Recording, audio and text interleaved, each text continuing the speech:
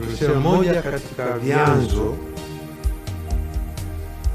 vinahusu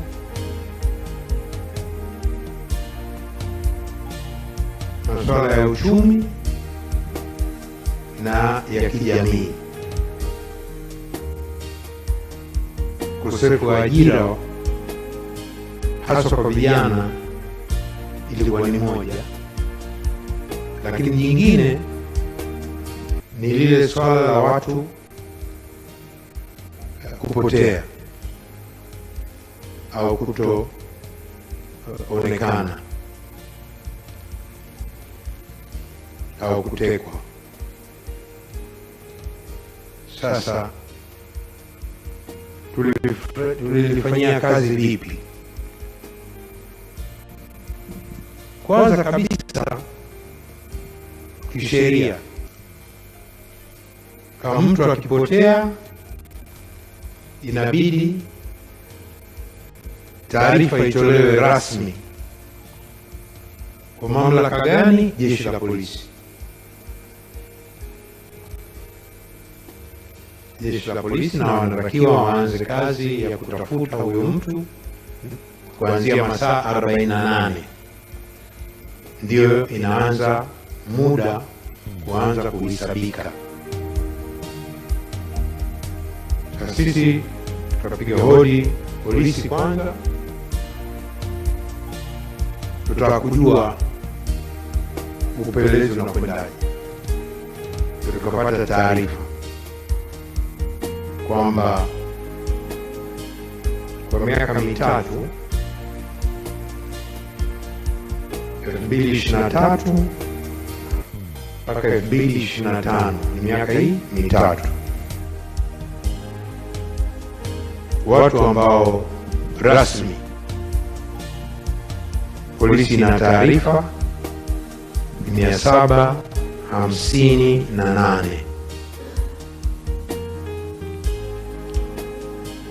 Uchunguzi umefanikisha watu 503 kupatikana, ambayo ni 66%.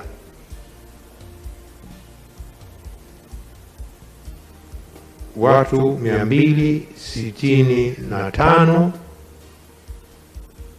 bado hawajulikani walipo.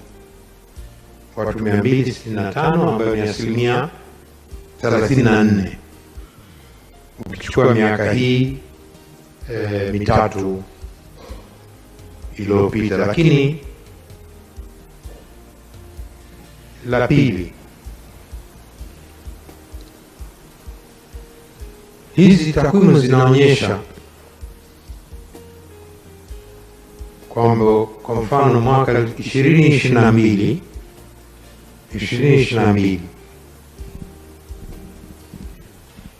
waliopotea ilikuwa 216, waliopatikana 160 na 56 walikuwa bado wanatafutwa. Hiyo 2022. Tuje 2025, mwaka jana. Mwaka jana 2025 watu 237 walipotea, 176 wamepatikana, na ambao hawajapatikana ni 61.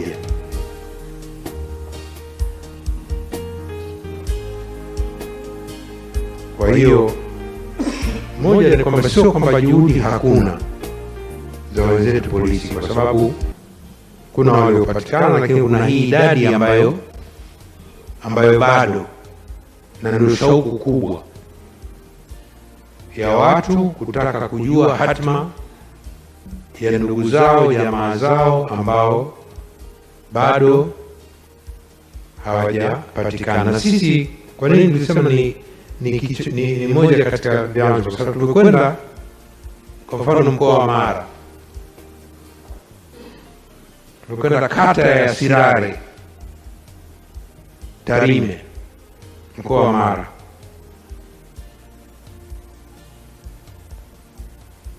Pale shahidi mmoja ametupa majina ya watu 6 wamepotea kwenye kata ile,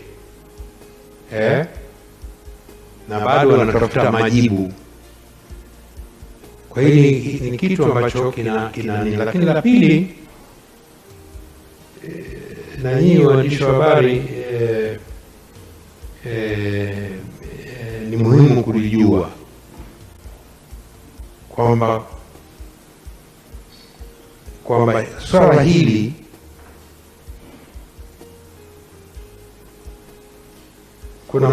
kuna tusichanganye maneno. Kupotea ina maana yake, kupotezwa ina maana yake, na kujipoteza ina maana yake.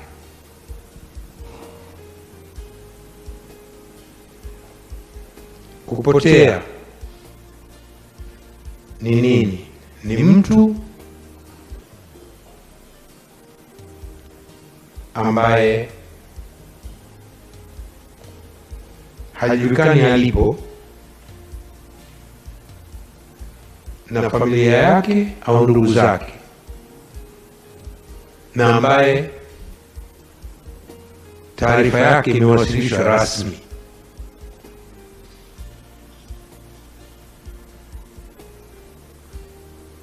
Sasa kuna kupotea kwa hiari,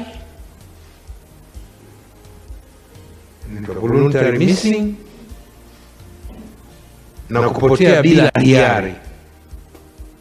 Umepotea bila hiari yako, involuntary missing.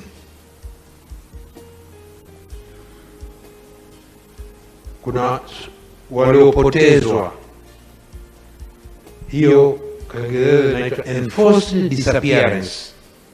Ni neno maalum la kisheria ya kimataifa, na kuna mkataba wa kimataifa kuhusu watu ambao wanasadikika wamepotezwa. Wamepotezwa. International Convention for the Protection of All Persons from Enforced Disappearance mwaka 2006, na imeainisha maana ya hiyo kupotezwa. Na kule ukiona ni kwamba jambo kubwa kule ni kwamba mtu amekamatwa au amewekwa mahabusu au amenyimwa uhuru wake na mawakala wa serikali au mtu binafsi au kikundi chenye kibali au ridhaa ya serikali,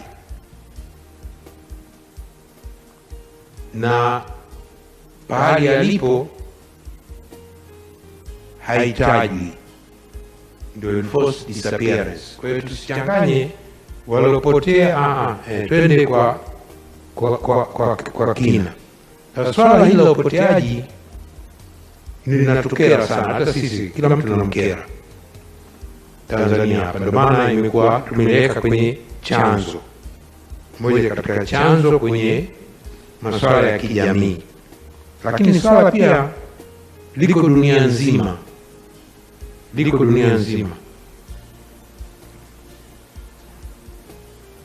Chama cha Msalaba Mwekundu, mtandao wa Chama cha Msalaba Mwekundu duniani, International Red Cross and Red Crescent Movement duniani, takwimu zao mwaka 2024 inasema duniani watu 284,000 wamepotea, missing persons.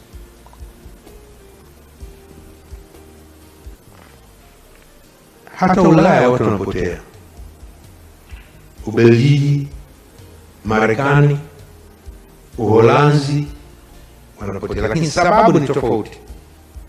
Kwa kila nchi ina sababu zake. Kuna viashiria duniani 74 ya aina ya watu wanapopotea. Kwa hiyo ukitaka kwenda kwenye mzizi, lazima ubainishe vile, kwenda undani zaidi. Kwa nini kapotea? Kwa sababu gani? Nchi nyingine wanapotea au wanapotezwa shauri ya madai ya watoto wadogo. Kuna mikataba siku hizi ya kimataifa. Watu wengi wa nchi nyingine wanakwenda nchi nyingine, wanaoa, wanakuwa na matatizo, wanatoroka na watoto. Inaitwa child abduction, ni kupotea. Na siku hizi kuna mikataba ya kimataifa. Kwa hiyo nchi, kwa mfano, iliyoendelea tu Australia, mwaka 2000 kila dakika 18 kulikuwa mtu anapotea, mwaka 2000. Lakini bahati nzuri anapatikana, kwa sababu sababu zao ni tofauti. Kwa hiyo sisi tulichimbia hapa ndani kwetu, kwa sababu hili swala letu wote haliwezi kutatuliwa na chombo kimoja. Sasa sisi tumebaini nini? Kwanza,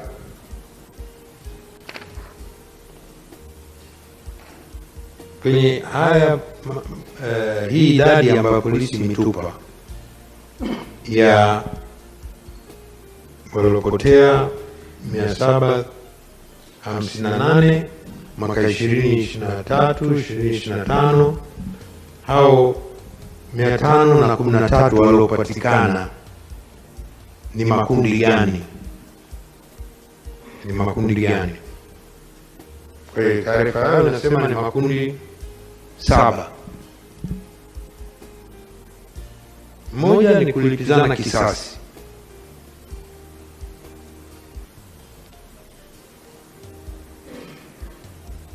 Jingine ni masuala ya uhalifu.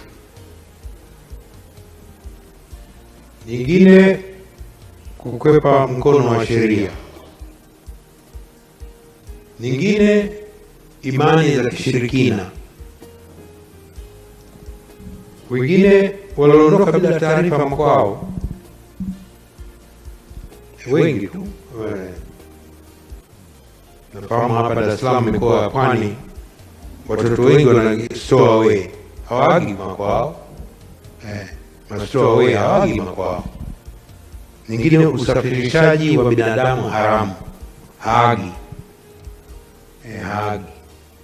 Kwa haya, lakini sisi sasa tutawaambia tulibaini nini na tumependekeza nini kwenye hili swala kubwa la kijamii ambalo linatugusa.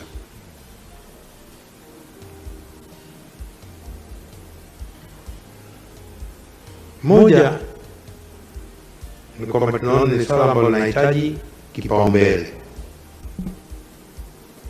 katika uchunguzi. Polisi zina kazi nyingi tofauti, lakini hili ni swala ambalo linahitaji kipaumbele na linahitaji mkakati maalum wa kuweza kulitatua, na unakwenda kwenye mizizi yake, kwenye mizizi ili lipunguke, tuone kabisa kwamba linapunguka na linaondoka.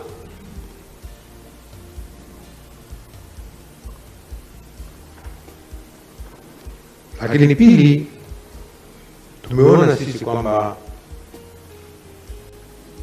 katika upelelezi unaoendelea, pamoja na mafanikio ya kuwapata wenzetu ambao walipotea au walijipoteza na kadhalika, au walitekwa kwa sababu ya ili watoe pesa ndugu zao au na kadhalika, kwamba kuna umuhimu wa kuwa na mkakati maalum wa kuweza kulitatua.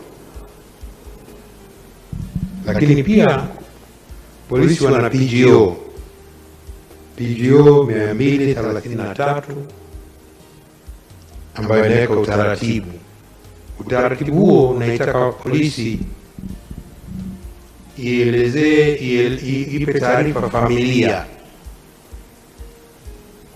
Lakini sisi tumeshauri kwamba kwamba hili kwa sababu ni swala la umma, taarifa wapewa wananchi, na nadhani polisi mnafahamu mara kwa mara huwa wanatoa taarifa kwa umma, lakini taarifa hizo ziongezwe ili kila mtu tujue hatima ya hawa wenzetu. Lakini pia tumeona kwamba kwenye haya watu waliopatikana na vile kuna viashiria vya uhalifu,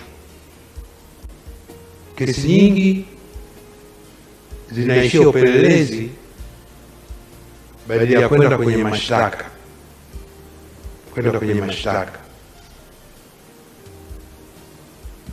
Kwa hiyo ili kuimarisha upelelezi, kuwa na mashtaka yanayofaa hasa kwa uhalifu ndani yanayotokea kwenye masuala haya, tumependekeza kwamba mamlaka ikiridhia imwagize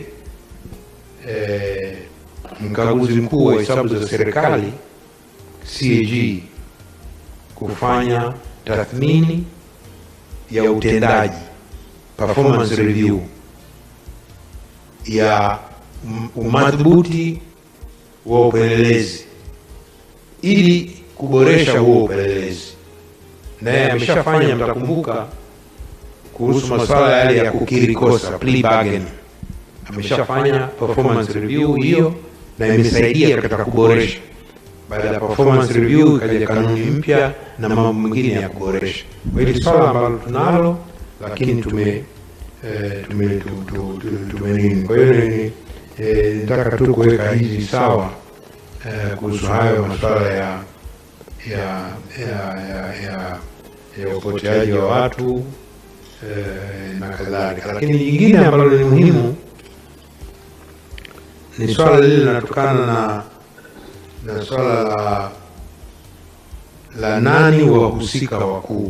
Kuna pande mbili yaliyotokea Oktoba. Upande mmoja Isaya 1:17. Kwa kweli nasome. Kwenye Biblia tusomee Isaya 1:17. Isaya sura ya kwanza mstari wa 17. Imeandikwaje? Isaya sura ya kwanza mstari wa 17 nasema, ndio, jifunzeni kutenda mema. Naam. Takeni hukumu na haki. Naam. Wasaidieni walioonewa. Ndio. Mpatieni yatima haki yake. Ndio. Mteteeni mjane. Bwana Yesu asifiwe. Amen. Huo ndio msingi wangu, kupigania haki katika taifa hili. Sitaacha, kwa sababu huu msingi ni msingi wa Mungu, ni Mungu mwenyewe aliuweka.